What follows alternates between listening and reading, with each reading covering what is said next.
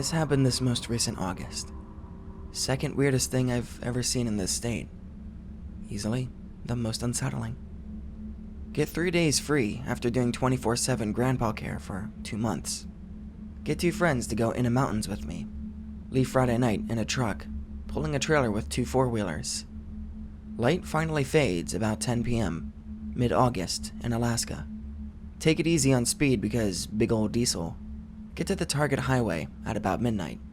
Pavement ends at mile 21-ish. Everything to now has been pretty normal. Couple miles in, road turns left with a small pull-off on the right side. Little Subaru parked there, facing into the road. LED light bar at face level.png. There's someone leaning on the hood watching us as we drive by. Tired by this point, not real concerned. Figure it's someone waiting for their hunting buddy.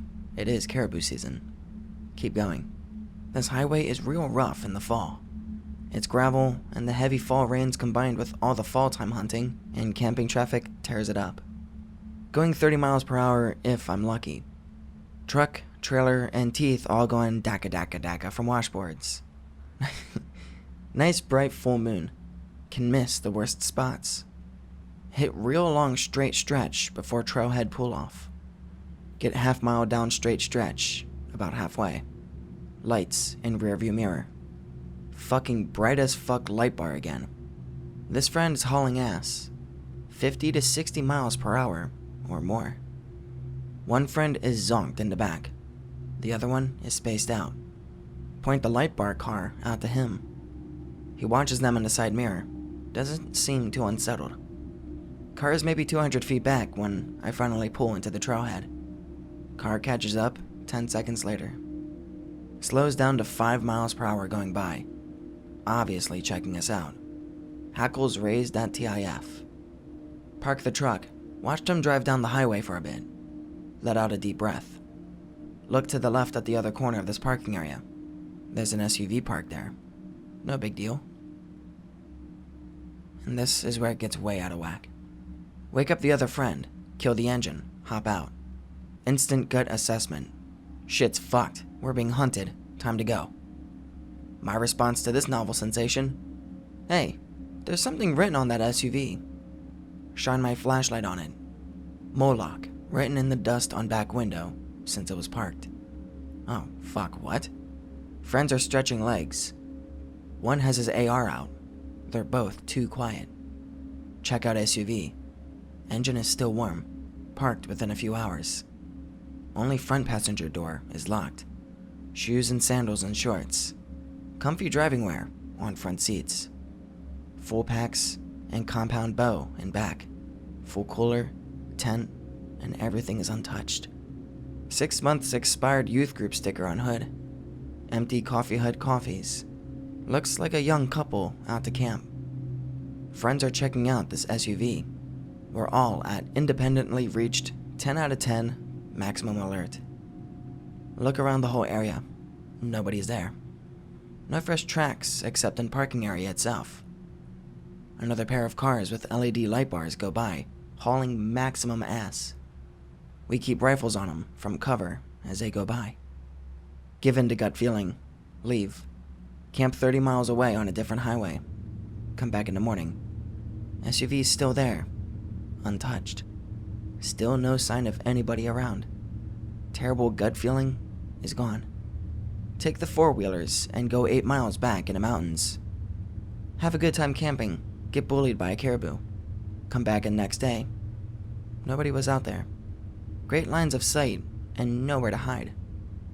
SUV, untouched. Food in the back is starting to go off. Get back to town. Call SUV in to troopers. Dispatcher goes, "Yeah, that's sketchy as fuck. I'll send someone out." Call back 2 weeks later to see what came of it. No record of having ever called it in, but they have every other call that I've made. Sorry, Kay. Some stories don't have a good ending. I'm convinced we were getting checked out, and the only reason they let us be was because we had our ARs propped up on the seats, and very visible. I never found any explanation for what I saw out there. All I know is that gut feeling I got when I got out of the truck was the spookiest thing I've ever felt. And all three of us felt it independently. There's some fucked up shit going on out there. I'm convinced. Someone started a thread the other day full of weird events from his youth, one of which involved UFOs. It made me want to share this personal story, but the thread was archived before I got a chance, so I'm going to share it here. I've never green texted anything, so go easy on me. First things first, out in West Texas, there's a rundown shack off the side of the road. And I mean way off the side. The only reason I found it is because I drove from Houston to Marfa to check out what all the hubbub was about. People in my social circle go gaga over Marfa, pig related. It's like a fucking mecca for art hoes and hipsters apparently. But it's also a gorgeous place. Clear open skies, night full of stars. We don't get this sort of thing in Houston. I spent most of my youth in the country, so it's a welcome experience to see all of the beautiful wilderness.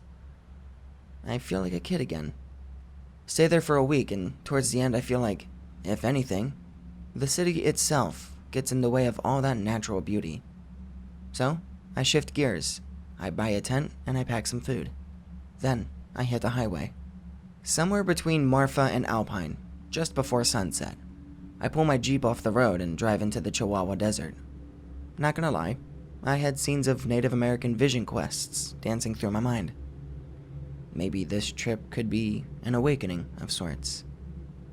But with no map and no real cell service, it's a little like sailing out into the open sea, all alone, without a compass.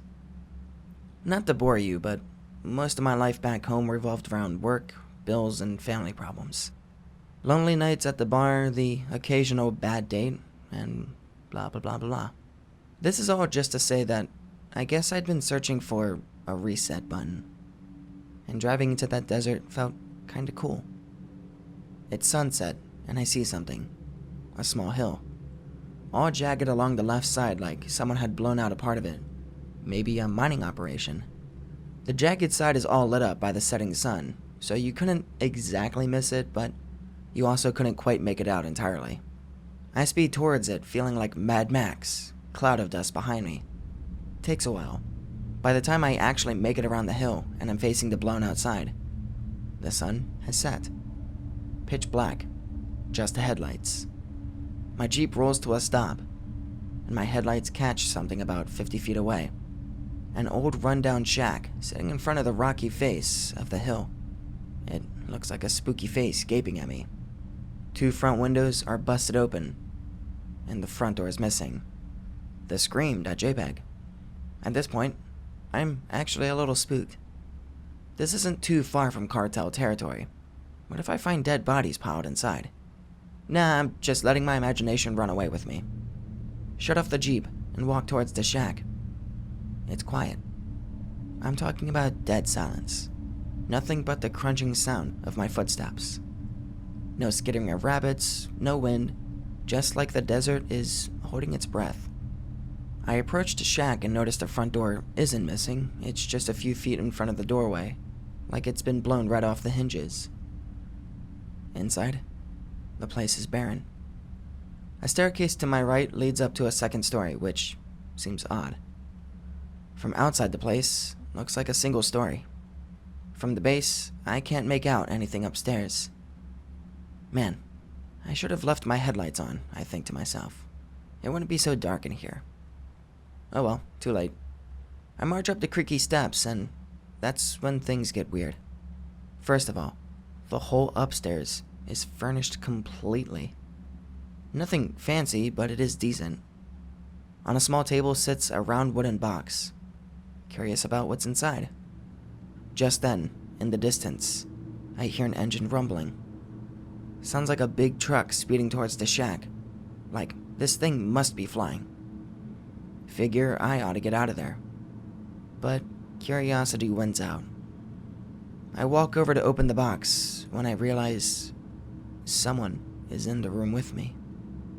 It's dark, but I can make a figure out in the far corner. Feel paralyzed. Not even really scared, just like I can't move. Outside, I hear the engine rumbling loudly. Then, a weird sound. You ever heard a calf calling for its mother?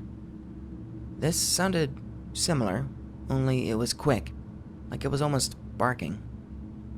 I hear a bunch of these outside, then downstairs, then coming up the steps. They sound slow and heavy. I begin to feel very weak, like I'm drunk, and the figure in the corner walks over to me. I feel him touch my neck, and then everything goes black. When I woke up, I was in my Jeep, but it wasn't where I parked it.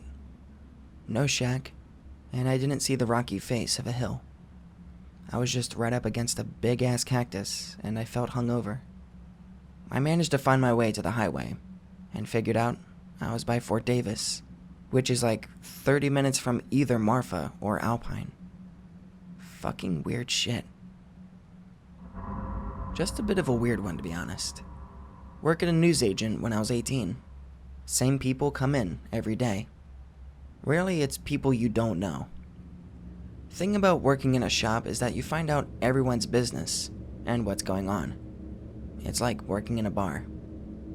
One day, cutie girl in her early 20s comes in, who I haven't seen before. Mentions someone has just been murdered, stabbed to death specifically, and near the arch. The arch is about 200 yards away from the newsagent. Yeah, no one has mentioned it, and I haven't seen any emergency vehicles pass by, which they would have to get to the arch because this is the only road that leads to it. She was probably some junkie that doesn't know what she's talking about. About half an hour later, see some emergency vehicles pass by. Maybe she was telling the truth. Took their fucking time getting there, though. Older woman comes in and can't wait to tell me the gossip. Says someone's been murdered at the arch and that there's blood everywhere. Yeah, I know, they got stabbed. Asks me how I know. Tell her a woman came in about half an hour early and told me. She couldn't have. Her neighbor had only just seen the body and rang the police. Presumably, the first one to find it. And she's been with her since then. I know her neighbor because she comes in the shop.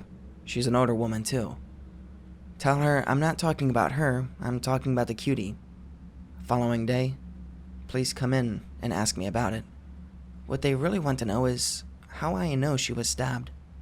Tell them a cutie told me. Give them description of her. Both look at each other. Ask me to show them on the CCTV. Can't. It's broken. It's just there as a deterrent, really.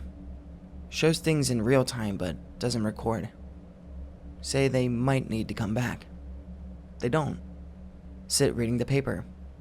A girl in her 20s was the victim. No picture of her, so can't verify whether it was some kind of ghost telling me, or if she was just someone who witnessed it. But she never came back in, and when she came in the first time, she didn't buy anything. What would your next move be? Who is in the wrong? Go to party. See friend who is back in town with a quote-unquote new look.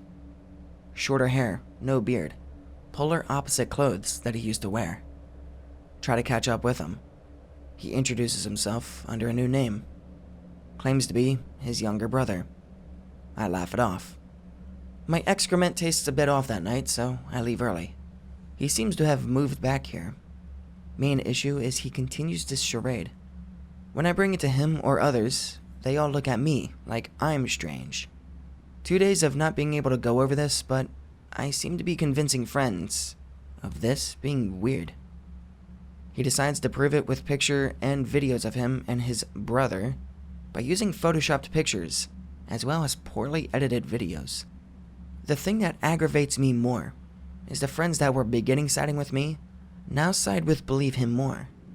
I tried to confront him one final time, telling him as his friend that this joke has gone too far and that it's genuinely affecting me. He gives me the shittiest response that makes me want to beat the shit out of him. Maybe they all see me as a massive pushover now. Maybe he indoctrinated them at a party. I need to show them who can really pops your bons ranste corne and des who's gonna aswad urga.